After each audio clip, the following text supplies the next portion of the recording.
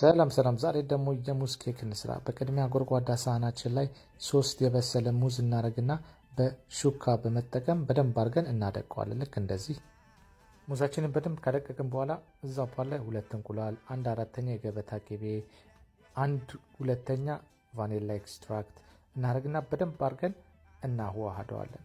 በደንብ አድርገን ካዋህድነው በኋላ በሌላ ጎድጓዳ ሳህን 2 ኩባያ የፍርኖ ዱቄት፣ 1 ከግማሽ ስኳር፣ ትንሽዬ ጨው፣ 1 የሾርባ ማንኪያ ቤኪንግ ፓውደር በማድረግ በደንብ አድርገን እናዋህደዋለን። ካዘጋጀነው በኋላ ያዘጋጀነውን ዱቄታችንን ወንፊት ላይ በማድረግ ወደ ሙዙ ሚክስቸር በመጨመር በደንብ አድርገን እናዋህደዋለን።